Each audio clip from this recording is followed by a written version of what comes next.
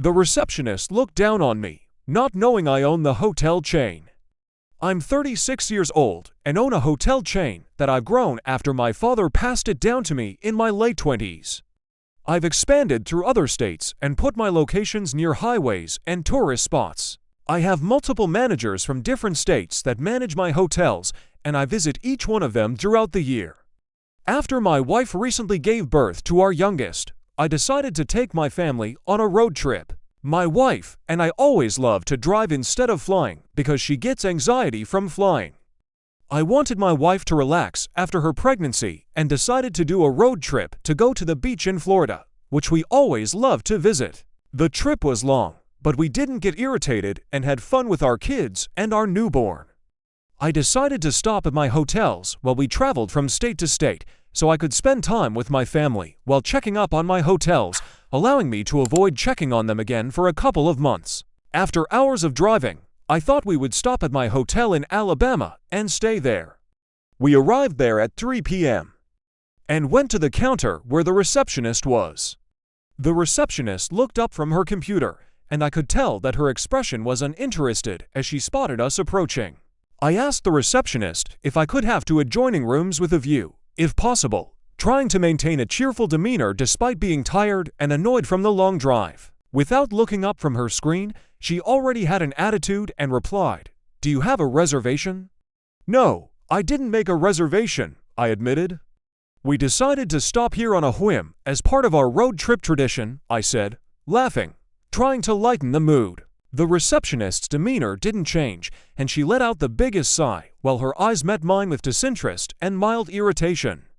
"Well, without a reservation, I can't guarantee anything special. It's busy season, you know." I looked at her and apologized, telling her that she was right and that I should have made a reservation. She let out another sigh while shaking her head and muttered something under her breath. I noticed it and asked her if she had a problem while smiling. Her eyes widened, perhaps caught off guard by my question. She seemed to realize she had let her frustration slip, but instead of apologizing, she straightened up. "It's just that we have a lot of guests coming through, and it's hard to accommodate everyone's requests without proper planning," she replied in a defensive tone.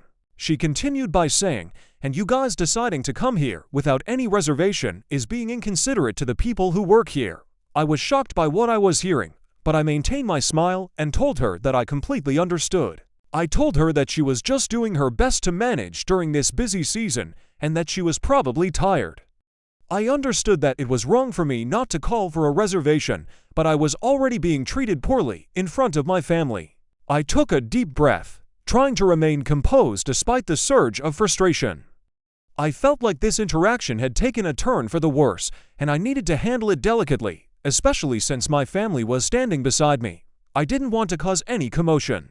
"I appreciate your honesty," I said, my tone measured, and I apologized for any inconvenience our stop may have caused.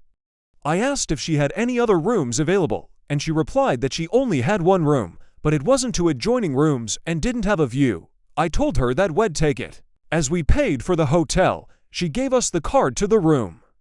I told my wife to go ahead with the kids, and I'd catch up with them. As my family began to walk away, I looked at the receptionist again, who was still uninterested. "You know," I began with a calm voice, "I've been in the hospitality business for quite some time now." The receptionist, still looking at her computer, ignored me and didn't respond. I was in disbelief and had enough. Part 2, I asked her if I could talk to the manager, at which point she sighed again and got up from her chair. She told me to follow her, and she led me behind the counter to a door marked manager's office. She knocked firmly, and a man in a suit opened the door. He asked what she wanted, and she told him that a customer wanted to talk to him. The middle-aged man looked at me and asked what I needed help with as he approached me and shook my hand. I offered him a tight smile and apologized for the inconvenience, then told him that I was the owner of the hotel as I handed him my business card. I told him that I wanted to discuss a matter regarding the service of the hotel and that I was extremely disappointed. The manager's eyebrows shot up in surprise as he glanced at my business card. "You're the owner," he exclaimed with astonishment and realization. I nodded firmly and asked him if we could go inside his office to talk about the hotel services. He nodded and welcomed me inside. As we entered, I looked back and saw that the receptionist's mood had shifted. As the manager was about to close the door, I asked him to bring the receptionist inside as well.